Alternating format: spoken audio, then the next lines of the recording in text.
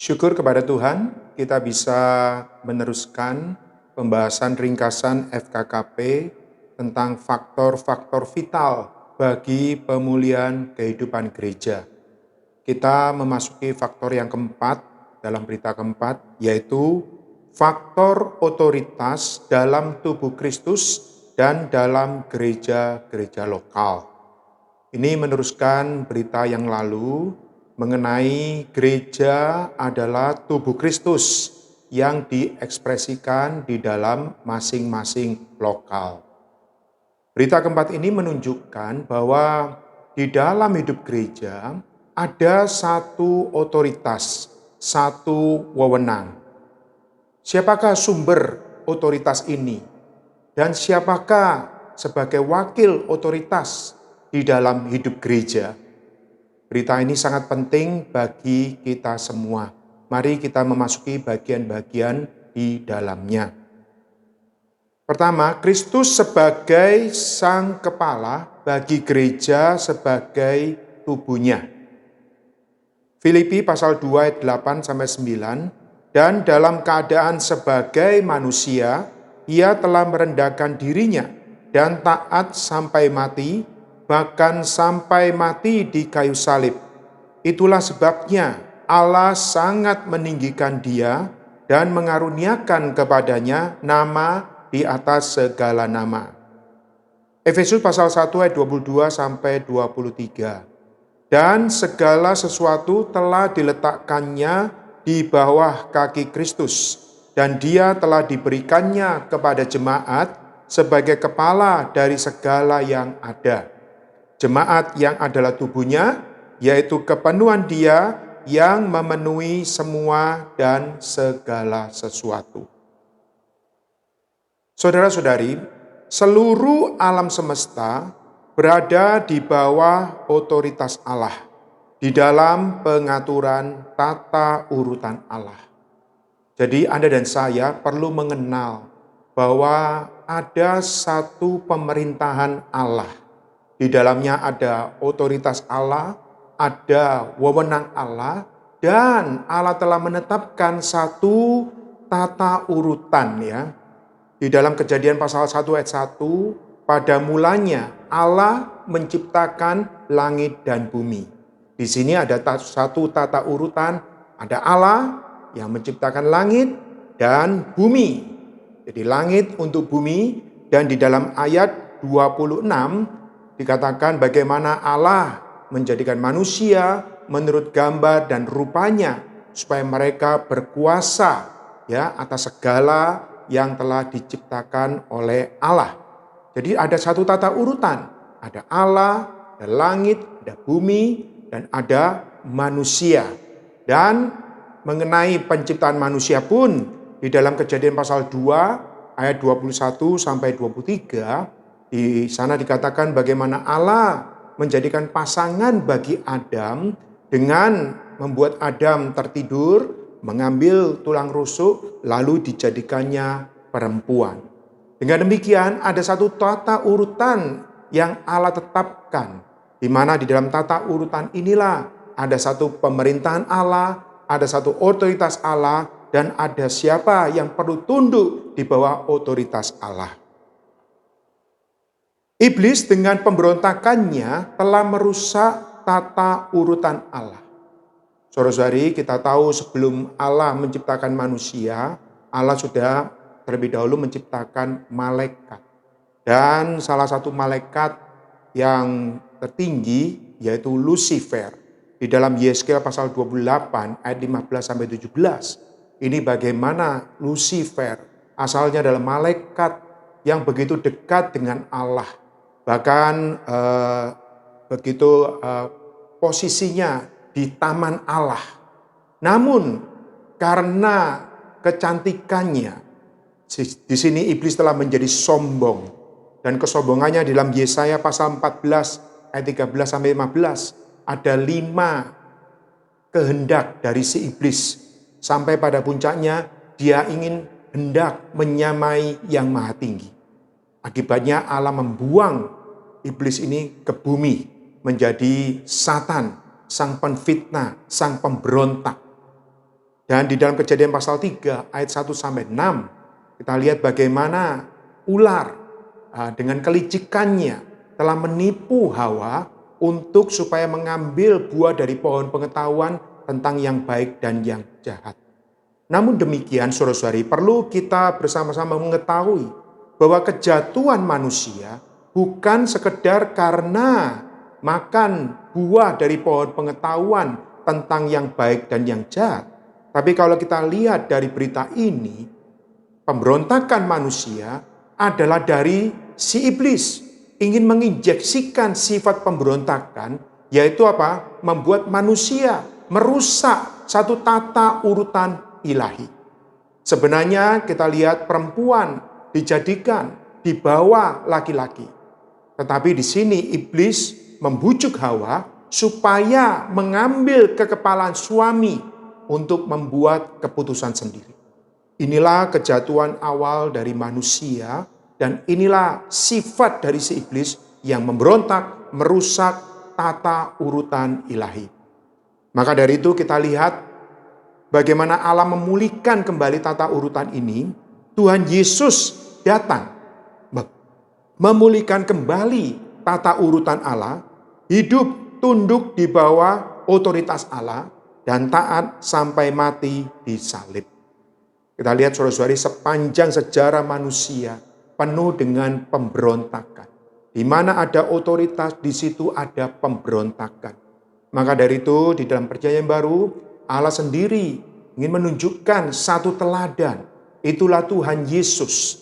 Maka kedatangan Tuhan bukan sekedar dia sebagai juru selamat, tapi yang terutama dia adalah teladan manusia Allah. Seorang manusia yang tunduk di bawah otoritas Allah. Dalam Filipi pasal 2 ayat 7-8, kita lihat bagaimana Tuhan Yesus taat di dalam keinsaniannya. Dia taat sampai mati, bahkan mati di kayu salib. Maka ayat selanjutnya tidak heran Allah meninggikan dia dan mengaruniakan kepadanya nama di atas segala nama. Maka di dalam kebangkitan dan kenaikannya, Yesus ditinggikan oleh Allah sebagai sang kepala bagi gereja sebagai tubuhnya.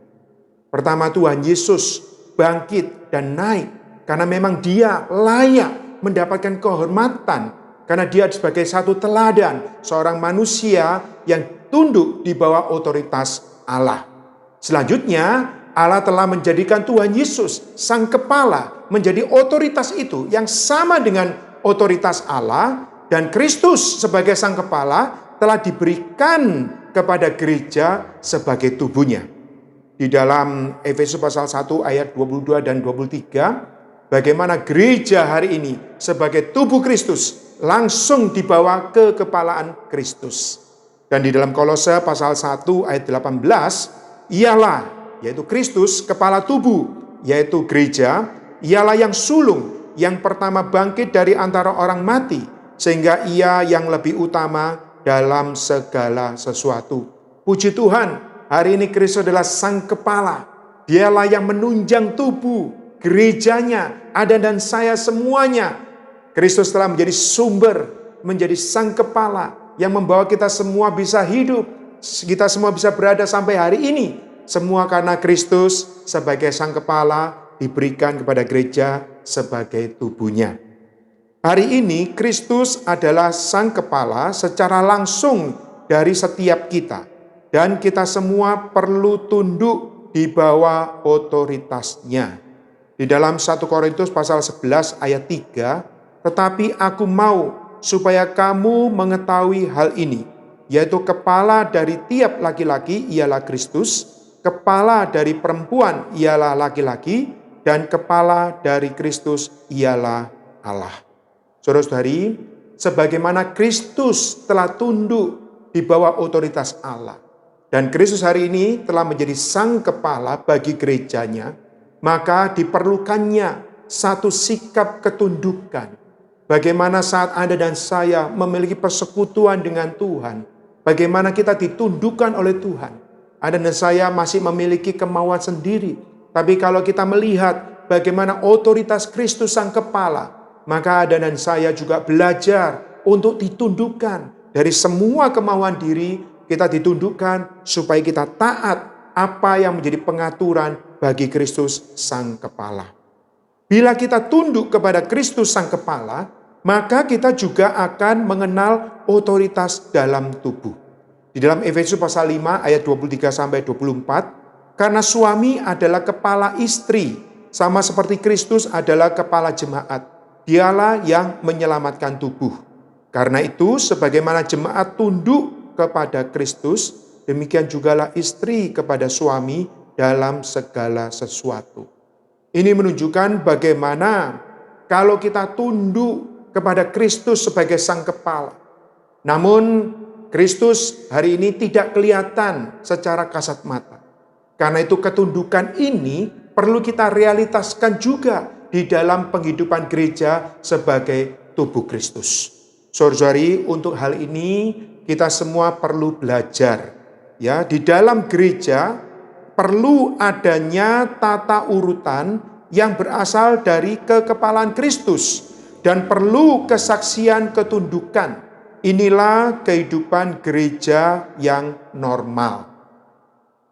Karena itu saudara-saudari, di dalam penghidupan gereja kita memang bersama-sama saling beranggota satu sama lain. Tidak ada sekatan, tidak ada perbedaan status ataupun kedudukan. Namun saudara-saudari, perlu kita cermati bagaimana Anda dan saya juga perlu mengenal otoritas di dalam tubuh. Dengan demikian ada satu sirkulasi yang baik, ada satu penghidupan gereja yang normal, di mana anggota tubuh bisa hidup bersama-sama, juga ada satu ketundukan di dalam satu otoritas yang bekerja di dalam tubuh. Di dalam 1 Petrus pasal 3 ayat 1, demikian juga kamu, hai istri-istri, tunduklah kepada suamimu, supaya jika ada di antara mereka yang tidak taat kepada firman, mereka juga tanpa perkataan dimenangkan oleh kelakuan istrinya. Ini menunjuk bagaimana kehidupan pernikahan, adanya ketundukan dari sang istri kepada suami. Ini adalah menunjukkan satu lambang bagaimana gereja juga tunduk di bawah kekepalaan Kristus. Demikian juga 1 Petrus pasal 5 ayat 5, demikian jugalah kamu, hai orang-orang muda, tunduklah kepada orang-orang yang tua, dan kamu semua rendahkanlah dirimu seorang terhadap yang lain, sebab Allah menentang orang yang congkak, tetapi mengasihani orang yang rendah hati. Saudara-saudari, ini adalah tulisan Petrus yang menunjuk bagaimana Petrus sendiri di masa hidupnya, dia belajar menjadi orang yang ditundukkan oleh Tuhan. Di dalam pengalamannya mengikuti Tuhan, kalau kita melihat di dalam kitab Injil, banyak sekali perkara di atas diri Petrus yang ditanggulangi oleh Tuhan. Sifat alamiahnya, sifat keagresifannya. Makanya dia tulis kembali di dalam surat tulisannya, bagaimana arti dari kedudukan, ini adalah mengacu bagaimana Kristus bisa beroperasi sepenuhnya di dalam kita semua. Karena itu perlunya kita memiliki sikap ketundukan baik kepada Kristus Sang Kepala maupun di dalam penghidupan tubuh. Bagian yang kedua, dalam gereja otoritas Allah diekspresikan dan diwakili oleh para rasul dan penatua. 1 Korintus pasal 12 ayat 28a, dan Allah telah menetapkan beberapa orang dalam jemaat, pertama sebagai rasul. Kisah Rasul pasal 20 ayat 28, karena itu jagalah dirimu dan jagalah seluruh kawanan, karena kamulah yang ditetapkan Roh Kudus menjadi penilik untuk menggembalakan jemaat Allah yang diperolehnya dengan darah anaknya sendiri. Ibrani pasal 13 ayat 17, taatilah pemimpin-pemimpinmu dan tunduklah kepada mereka, sebab mereka berjaga-jaga atas jiwamu, sebagai orang-orang yang harus bertanggung jawab atasnya. Dengan jalan itu, mereka akan melakukannya dengan gembira, bukan dengan keluh kesah, sebab hal itu tidak akan membawa keuntungan bagimu. Di dalam gereja, Allah menetapkan para rasul dan penatua sebagai wakil otoritasnya. Secara universal, di bawah otoritas kerasulan, secara lokal, di bawah otoritas kepenatuaan. Saudara-saudari, kalau kita mengenal gereja dengan tepat, maka kita juga akan mengenal otoritas di dalam gereja dengan tepat. Gereja sebagai tubuh Kristus perlu ada wakil otoritas. Dan di sini kita melihat Allah yang menetapkan, bukan dipilih oleh manusia. Ya, tetapi ini adalah dari Roh Kudus, keputusan Allah untuk menetapkan siapa yang menjadi rasul, bukan pilihan kesukaan manusia. Dan sebagai rasul, ini adalah memiliki satu wewenang secara menyeluruh, secara universal. Rasul yang menetapkan para penatua. Di dalam Kisah Rasul pasal 14 ayat 23, di mana Rasul Paulus di dalam perjalanan ministrinya, kalau dia sampai mendapatkan satu gereja lokal, maka dia juga menetapkan beberapa penatua di sana. Demikian juga di dalam Titus pasal 1 ayat 5. Lalu di dalam lokalitas sendiri, ada satu wakil otoritas yang ditetapkan oleh Allah, yaitu para penatua. Mereka bukanlah seorang karena memiliki kedudukan tertentu, memiliki satu keahlian tertentu, baru dipilih sebagai penatua. Tetapi mereka betul-betul ada seorang saudara yang memiliki beban, yang dipilih oleh Allah berdasarkan satu anugerah, satu kepercayaan, satu penetapan. Demikian para rasul dan para penatua bukan dipilih menurut kehendak manusia, tapi semua di dalam penetapan Allah sendiri. Para rasul dan penatua tidak memiliki otoritas sendiri, hanya memiliki otoritas sewaktu mereka berdiri di bawah otoritas sang kepala. Para rasul atau penatua bukan pemerintah yang memerintahkan kepada anggota atau saudara-saudari dengan satu pemerintahan wewenang menurut mereka sendiri. Tidak demikian. Mereka berdiri di atas atau di bawah otoritas sang kepala, sehingga mereka bisa menyalurkan apa yang menjadi ketetapan Allah, kehendak hati Allah kepada kaum beriman. Di dalam Bilangan pasal 22 ayat 1 sampai 40, di sini kita melihat bagaimana contoh Musa saat itu, Korah dan Datan ya memberontak. Mereka ingin menjadi pemimpin dari Israel ya. Tetapi Musa tidak membela diri. Dia membawa perkara semuanya di hadapan Tuhan. Akhirnya kita lihat Korah dan Datan dengan 250-an pengikutnya semuanya akhirnya mati ditelan oleh bumi. Kita lihat Musa berdiri di atas di bawah otoritas Allah. Sehingga Musa satu betul-betul mewakili Allah untuk berbicara kepada bangsa Israel. Lalu di dalam Kisah Rasul pasal 20 ayat 28, di sini Rasul Paulus menegaskan saat itu kepada penatua gereja di Efesus bahwa mereka adalah penilik yang ditetapkan oleh Allah, tapi supaya mereka bisa menggembalakan kawanan domba Allah. Ya, yaitu gereja yang telah didapatkan oleh Allah dengan darah anaknya sendiri. Karena itu saudara-saudari, gereja bukan organisasi, tapi gereja ini adalah yang organik, yang hidup, ada nyawa di dalamnya, ada kehidupan di dalamnya, dan kehidupan ini adalah kehidupan hayat Allah. Karena itulah bagi para rasul maupun penatua, di dalam mereka sebagai wakil otoritas, ini betul-betul adalah menunjukkan satu pemerintahan ilahi yang hidup kepada gereja. Di dalam kehidupan gereja, kita perlu menaati orang yang memimpin kita. Jika kita tidak bisa tunduk kepada wakil otoritas Allah, kita tidak bisa tunduk kepada Allah. Di dalam Ibrani pasal 13 ayat 17, taatilah pemimpin-pemimpinmu dan tunduklah kepada mereka, sebab mereka berjaga-jaga atas jiwamu sebagai orang-orang yang harus bertanggung jawab atasnya. Dengan jalan itu, mereka akan melakukannya dengan gembira, bukan dengan keluh kesah, sebab hal itu tidak akan membawa keuntungan bagimu. Saudara-saudari, kita tidak bisa mengatakan, oh, saya hanya bertanggung jawab kepada Kristus sebagai sang kepala. Saya tidak perlu tunduk kepada yang lainnya. Saudara-saudari, kalau kita mau tunduk kepada Allah, kita mau tunduk kepada Kristus yang tidak kelihatan, kita perlu ada satu bukti nyata, yaitu dalam penghidupan gereja kita bisa tunduk kepada wakil otoritas Allah, di mana mereka yang sudah ditetapkan oleh Allah. Kalau kita tidak bisa tunduk kepada wakil otoritas Allah, kalaupun kita mengatakan bahwa kita tunduk kepada Allah, maka itu sulit untuk dipercayai.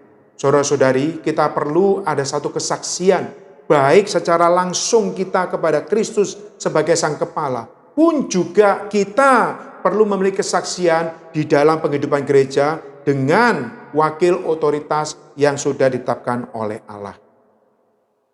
Pemerintahan ilahi dalam kehidupan gereja hari ini yang berasal dari takhta Allah dan anak domba. Wahyu pasal 22 ayat 1-2, lalu ia menunjukkan kepadaku sungai air kehidupan yang jernih bagaikan kristal dan mengalir keluar dari takhta Allah dan anak domba itu. Di tengah-tengah jalan kota itu, yaitu di seberang menyeberang sungai itu, ada pohon kehidupan yang berbuah 12 kali, tiap-tiap bulan sekali, dan daun pohon itu dipakai untuk menyembuhkan bangsa-bangsa. Ibrani pasal 4 ayat 16, sebab itu marilah kita dengan penuh keberanian menghampiri takhta kasih karunia, supaya kita menerima rahmat dan menemukan kasih karunia untuk mendapat pertolongan kita pada waktunya. Otoritas ilahi dalam gereja adalah Allah menyalurkan dirinya sebagai suplai hayat, anugerah yang serba cukup. Bila kita tunduk kepada otoritasnya, kita akan menerima suplai ini. Syukur kepada Tuhan, saudara-saudari, bahwa otoritas bukan sekedar satu perintah, tetapi di dalam otoritas ini ada persekutuan, ada suplai hayat, ada anugerah yang cukup. Kalau Anda dan saya tunduk di bawah satu otoritas, maka di dalam kita akan mengalir satu sungai hayat, satu suplai hayat. Di dalam Wahyu pasal 22 ayat 1-2 dikatakan takhta Allah ini adalah otoritas, tapi juga mengalir satu sungai air hayat untuk memuaskan kita semua. Takhta anugerah di dalam Ibrani pasal 4 adalah takhta otoritas Allah dan anak domba yang mengalirkan sungai hayat untuk kepuasan hayat. Hari ini dalam kehidupan gereja perlu realitas takhta otoritas yang menyalurkan hayat bagi wakil otoritas Allah, sehingga kaum beriman mendapatkan suplai dan mempersaksikan tata urutan Allah yang tepat bagi kemuliaan Allah sampai selama-lamanya. Amin. Saudara-saudari, berita ini sangat penting, yaitu membawa Anda dan saya di dalam kehidupan gereja. Kita memang menikmati Kristus sebagai makanan kita, tetapi di dalam satu pemerintahan Allah, Anda dan saya perlu mengenal satu otoritas dengan tepat. Baiklah kita semua ditundukkan oleh Kristus Sang Kepala, dan kita juga ditundukkan oleh wakil otoritas yang sudah Allah tetapkan dalam hidup gereja, di mana mereka berdiri di bawah otoritas ilahi. Dengan demikian, ada satu otoritas yang nyata, ada satu kesaksian ketundukan, maka penghidupan gereja akan memiliki penghidupan yang normal, ada wewenang Allah yang tegas, yang memerintah di dalam hayat, pun juga ada satu suplai, sehingga penghidupan gereja penuh dengan kemuliaan Allah. Semoga Tuhan merahmati kita semua. Amin.